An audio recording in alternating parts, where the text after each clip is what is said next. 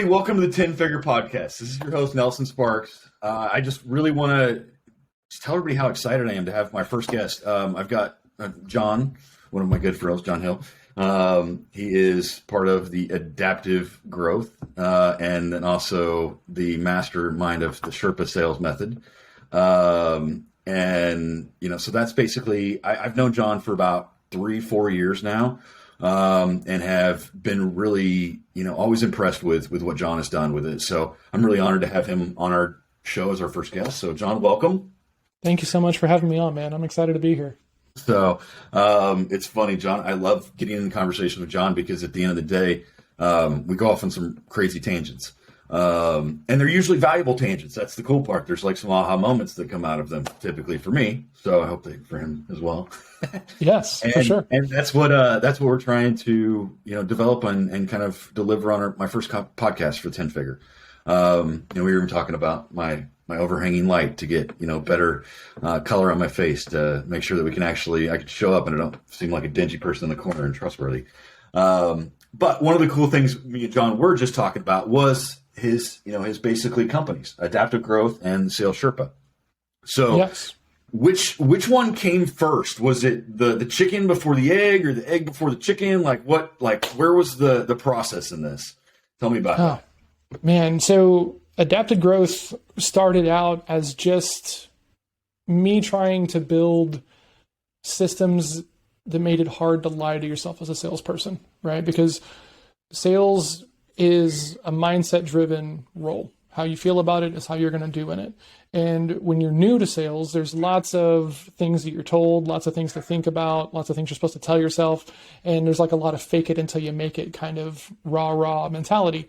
And what that can lead to is it can lead to you not being coachable, right? You're not really hearing what people are saying. You're not looking at why you're not winning deals. And I say all this because I've been this person, right? I've had my head stuck in the sand and I've been overly optimistic about my own ability to have really great conversations.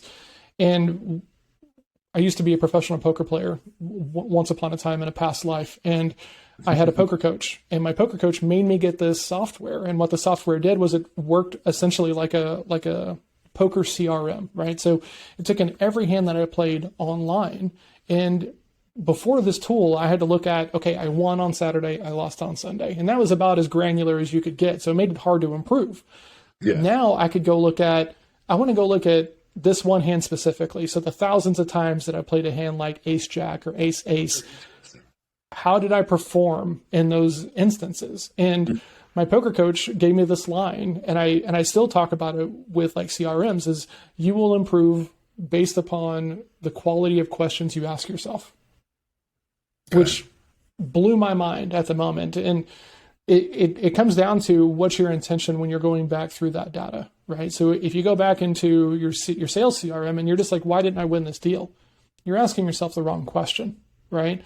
What did I miss? How could I have saved time? How could I have differentiated myself more? How could I have figured out where these potential landmines are that kill deals so that way I save time?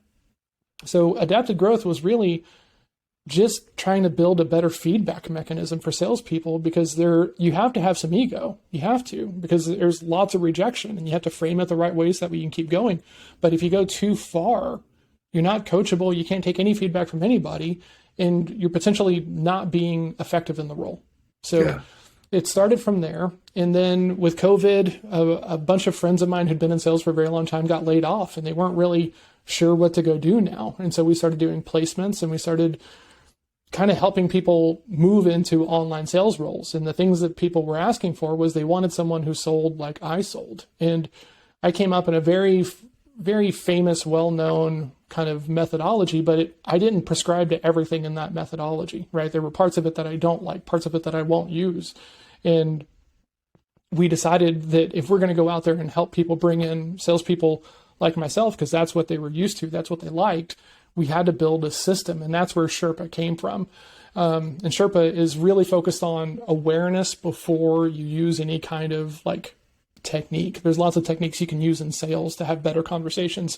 But if you're not aware of the space you take up as a salesperson in that conversation, you're not going to use the techniques well. You might piss people off. You might just blow them completely out of the water because you might not be using the technique well. You might be using it as a crutch. You might be trying to get your needs met versus like trying to get to clarity in these things. So our whole method is awareness first. You have to know yourself very deeply. And we take people through a process of understanding themselves. So that way, every personality has got strengths in sales, but they've also got weaknesses, right? That's just how it works. And so when you can dive into that, like, don't like neglect it. Don't like hate those parts of yourself, because part of it brings you greatness, right? You just have to also acknowledge that there's going to be balance and those kinds of things and be aware of it. So we've talked about that before, like where, that's not something that comes natural to you, is it? What specifically? The honing of the sales skills, and like you are very much of that idea of take everything in and kind of bridge, I guess, from the from take all the data in and make your analysis and then go. Talk to me about like what made you make that jump from that very, very analytical person to being that very, where you could positively make those recommendations and you could deliver the type of feedback that you're probably not really accustomed to your personality. I mean, first of all, it comes down to, on paper, I'm not what most people would hire to be a salesperson. When you look at me on any one of these major personality segments, whether it's DISC or Myers-Briggs, personality index, cultural index, if you run me through any of that stuff, it's all going to tell you don't hire John to be a salesperson, right? And that I don't think is very helpful, because, I'm 4 years into running this company. We've done some very cool things, helped lots of people. It's inarguable that I can get it done. But there are certain elements that make me want to go do it. And there are certain things that I do because they're tied to my personality. They're tied to how I want to work that allow me to get it done. So it started for me because I was in my first B2B role. I was selling medical devices, spinal implants, screws, cadaveric tissues, these things. And I was struggling very, very, very much so. And it just kind of felt like maybe this wasn't for me, which was uncomfortable. Like I'd already been in sales for like eight or so years at that point, but I'd been in retail sales. And so this is my first B2B role. And it just kind of felt like maybe I shouldn't be doing this. And then a guy that I was studying martial arts with, he goes, "You should come meet my coach." And I responded with the same ego that everybody else does whenever I approach them about, "Hey, do you need some help?" I don't need a freaking coach. I need more doors. I need more prospects. I need more time, all this ego. And then it was, if I'm coachable in Kung Fu, if I find someone that has something in Kung Fu that I want, I'm just going to go get it. I'm not going to let my ego stand in the way between me and learning. Maybe I should have that same mindset and thought process around this thing that is my role. It's how I make revenue. It's how I pay my bills. It's how I support my family. So I went and I met this coach, and he took me through one of these personality assessments, and he showed me who I was on paper. And he was trying to tell me, maybe you should go do something else. Right? Because he'd never coached someone with my personality to sales success. But I'm looking at myself on this paper and hearing the words that he's saying, and I have this moment of clarity. And this is weird because I can be remarkably stubborn, but I have this moment of, I am learning from the wrong people. If I can find people who are more like me, I'm going to figure the rest of this out. I'm just learning from teachers who can't teach in a way that is easily accessible to me. And the only reason that I was able to understand that was because I've been teaching Kung Fu for a very long time, and I'd seen some people get it and other people not get it. I'm the common denominator there, right? And so reaching out to other people who explain things differently made me better as a coach in those moments when the way that I explain it didn't get them to that lights on moment, right? So that led me to having the space to realize I need to go find people who think about this the same way that I do, and then figure out their steps and then put in the work, and it'll be okay. But that's really where it started, was from that point of awareness around maybe this isn't the thing I need to be doing. Gotcha. Very cool. So talk to me about like the target market that you guys are in with the adaptive growth. Are you more of like where you're dealing with entire sales teams, or are you dealing with individuals? Like what are you where do you cater the plan to? So it honestly depends, because I like working with the whole range, because there's a big difference between a sales team of 7, right? And what they need to be doing and the volume of the work that they need to be doing versus that solopreneur who struggled in sales, but largely they've struggled because they've not been consistent, right? Or they've not been skeptical, about like what they're hearing on their calls, and really taking a beat to say, okay, Are you really wanting a proposal, or are you just asking for one? Like, if you're not really trained, you're going to potentially hear what you want to hear in some of these conversations, as opposed to like really hearing what's being said and even being able to read between the lines on some of these things. So I love the whole range. The people that I like helping the most is whenever I can pair an aware owner with a good balance from like a sales perspective. So that way there's balance across the whole thing.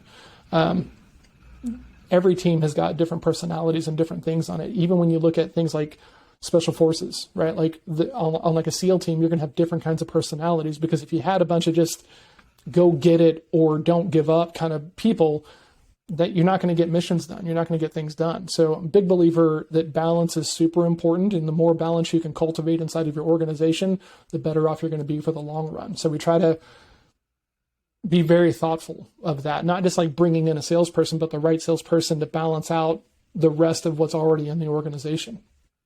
Okay. So you're working with Adaptive Growth and Sherpa. It's really addressing from everything from the organizational aspects and processes within them, even to down to the salesperson's individual conversations.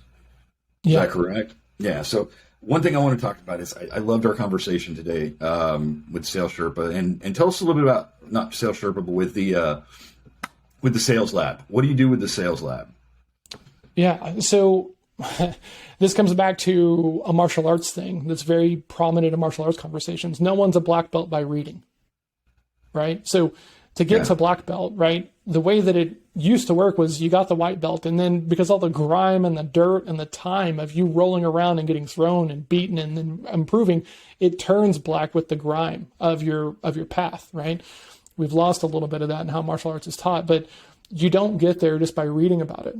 Right? Or like looking at a script and being like, you know what, I'm going to do that next time I'm on a call. It just doesn't work that way, because like practice is the thing that's going to make you good, right? Because we don't really know how we're going to perform in the heat of the moment. You are only going to hope and guess if you're not actually trained. So Sales Lab is meant to be the practice, the reps, the opportunity to come try certain things in an environment that's safe to try stuff on. Like, I know people that are spending $150 to get a lead, right? It's going to be terrifying to go in there and try something brand new that you've never used on a prospect or in a conversation before, and in what's potentially a very expensive lead. So we try to provide space for that, because honestly, a lot of sales leaders don't really have the time to work on like conversational improvement and the soft skills of selling, awareness, modulating to the personality of the other person, not just hearing what you want to hear, probing deeper, that whole thing.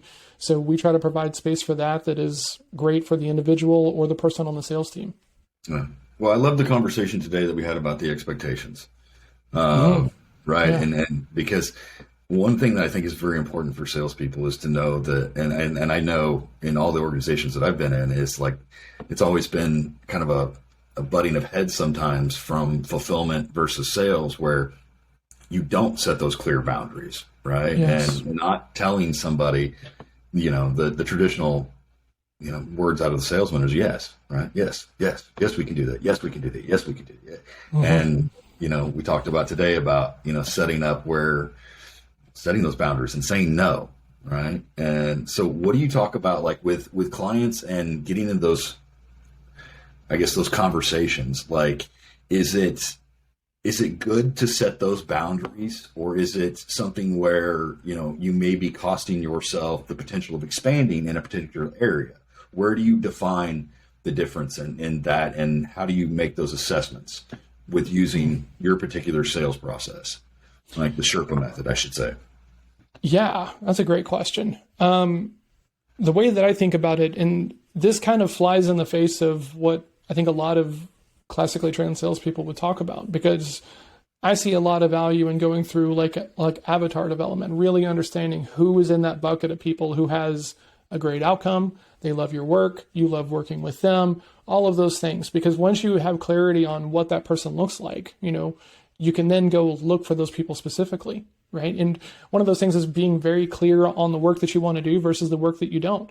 If your strategy, but you're not doing the hands-on work, you've got to set the expectation that you're not doing the hands-on work, because otherwise they're going to feel like they were sold. They were told something that wasn't true. And salespeople already have the brunt of that stigma that they carry around all day, every day, because that's just how sales is viewed.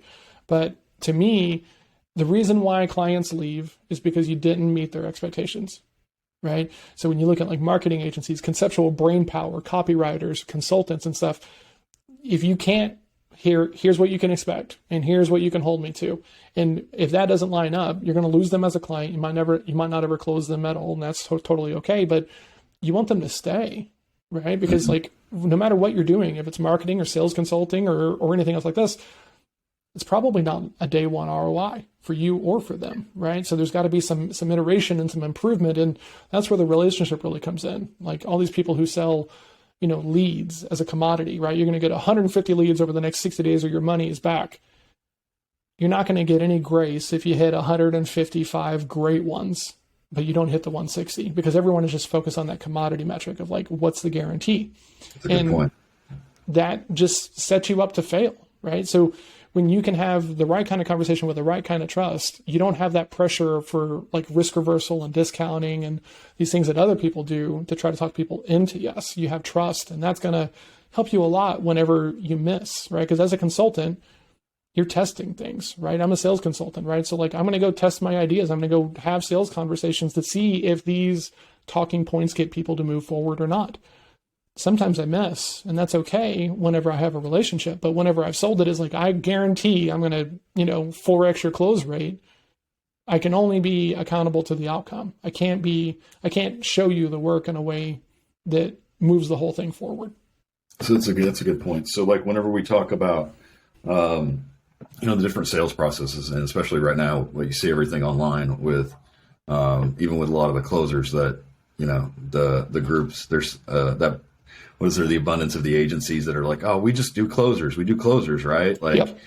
It's like, how well can that process be long-term, in growth within particular clients if they're not building the trust and they're building the product, right? They're not building, all they're basically on is, I love how you said it, the commodity, right? Mm-hmm. It's all it is. It's basically like a candy bar at the gas station.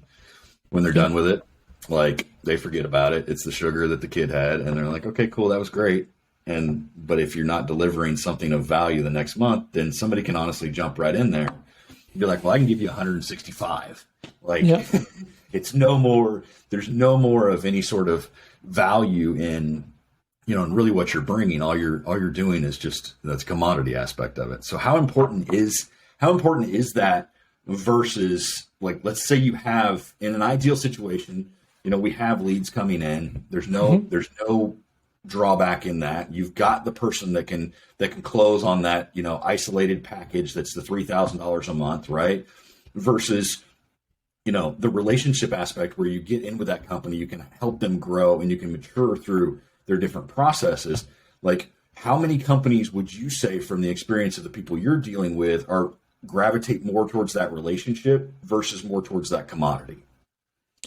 Man, this is like one of my favorite topics, because like you see, we're in a lot of the same groups, right? We run a lot of the same circles, and I see so much terrible sales advice, right? I mean, very, very blatantly heavy, like first level kind of prospecting thing of just like, just take it away from them, right? Because then they're going to want it, and people want what they can't have and stuff. People who are like first level burning desire kind of clients are going to fall victim to that kind of stuff all the time. But like savvy buyers, like you're not gonna force the government to buy the way that you want to sell it to them. You either decide that you're going to jump through their hoops, or you don't get it at all, right? So I think it depends upon what you're really trying to do. Like, offer creation is a huge portion of this, but like if you have a really great relationship, I can go put out an offer. I can go talk to the people that I have trust with and say, hey, do you need this? Do you need this? Do you need this? And then if they don't need it, they're going to tell me no, right? And this is what I talk about with everybody. When you have that relationship and you can get to a no, you can then figure out what they would have said yes to. And then you can make a decision on if that's something you want to offer them now, or maybe that's something you offer in the later, or maybe that's something you just take back to, like, your marketing ideas of like, okay, maybe we do this kind of positioning later on. But I think it just depends upon how you want to run, and also what your like acquisition channel looks like. I'm a big believer that most people should have some sort of digital marketing going. Like it might not be ads, but it might be cold outreach or something like that. But then you also need to be proactively, like have a top 50, have the 50 accounts that you really, really want to work with, because like those are different urgencies, they're different timelines, they're different levels of investment, right? So when you have a list of people that you really want to work with, like you're going to treat that differently than just like when you're fielding incoming, requests and stuff. And throwing out appointments from Facebook ads, right? Like, and it's funny that you talk about that, because like with the acquisition of a lot of these clients, like that target avatar of what we want to work with, that takeaway client is probably the one that scares the shit out of me the most. Like the one that's like, oh, I have to have it. I have to, right? If they have that urgency, like they're always going to have that urgency within every single process that you're running through. And we know that, building systems, building dynamics, even within sales teams, and especially within building campaigns, like it takes time to mature and grow. And if they have that crazy urgency with that, then they're probably going to have that crazy urgency with everything else within that relationship, right?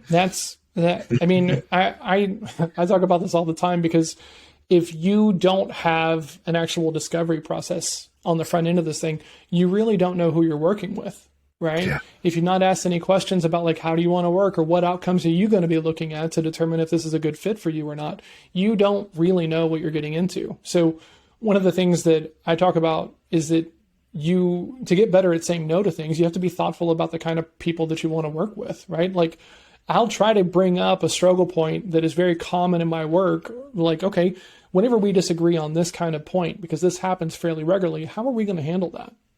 Right? Because I want to know as early as possible, are you gonna hear me out? Are we going to be able to have a conversation? Or is this going to be one of those things to where you're going to get mad and it's going to be your way is the highway, kind of deal?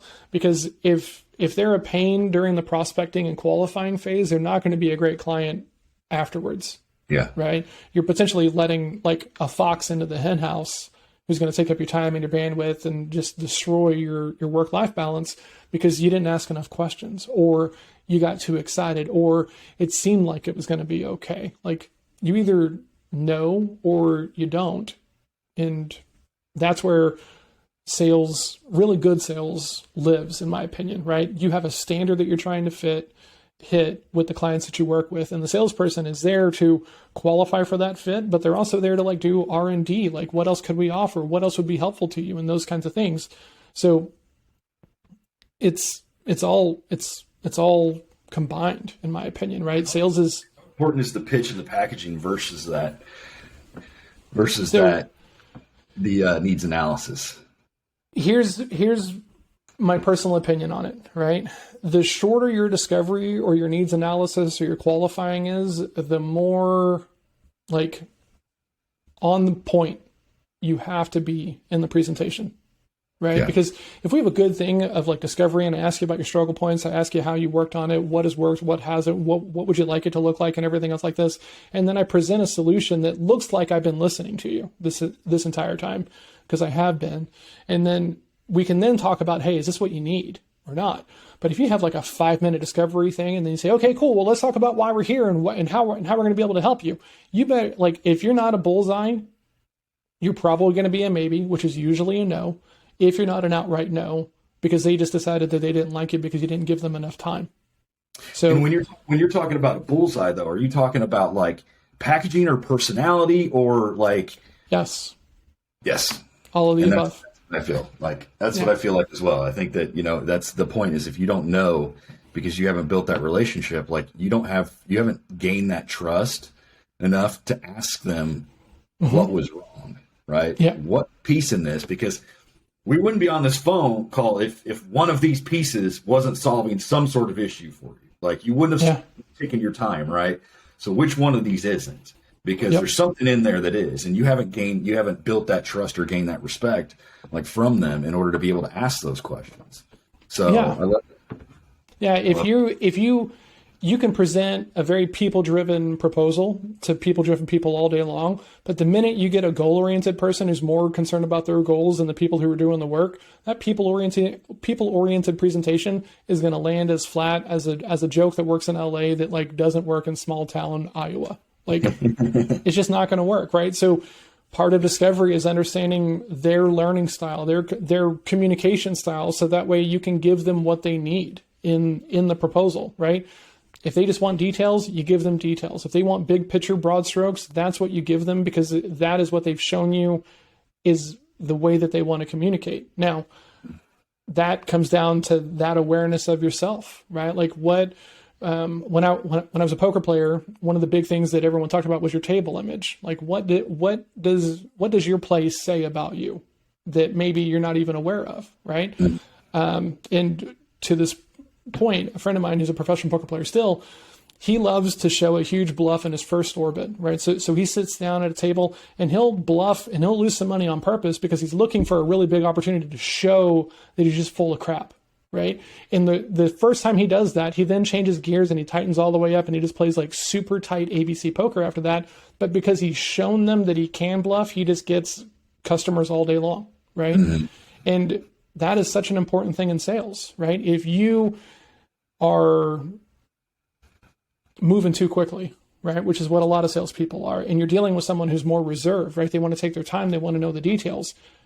If you don't show down and show them those details, it's going to be a no, because it just has to be, because you didn't give them what they needed to make a decision. So they're going to go off and make it on their own terms without you there. And then you got to chase to follow up what that decision was. That's not a great use of time, because if you're really consultative in your approach, you can get that on the phone call. Yeah, I completely agree with you there, for sure. So tell me more about like the Sales Sherpa as a system. How do people get involved in that versus adaptive growth? We kind of talked about that a little bit. Like, is one a de facto guarantee with the other, or are they separate? Like, tell me about the differences. Yeah, so adaptive growth is more of our consulting, right? So if you're looking for CRM, if you're looking for sales process, if you're looking for all of that stuff, you can hire adaptive growth, and we'll just take a look at what you have, and then we can test some other options using our best practices. Sherpa is our conversational methodology that we teach consultative salespeople how to use, right? Okay. There's going back to the earlier point, there's a lot of techniques that you can use in the middle of a sales conversation. And when you do them well, the other person doesn't even realize that you're using them on them, right? Because a conversation is an emotional moment if you run it the right way. And since sales decisions are made emotionally, and then they're justified later intellectually. So when you can get someone emotional about where they really are and what they're trying to do, you can then present emotional things to them, and that is what gets the conversation moving forward a lot of times. Now, what happens is that when you put a technique into the hands of someone who's not really ready to use it, it becomes a crutch, right? And you have people who will do some pretty egregious things in their sales conversations in the names of like trying new technique and trying new things, because they're not really practiced, right? So we take a practical method to selling, right?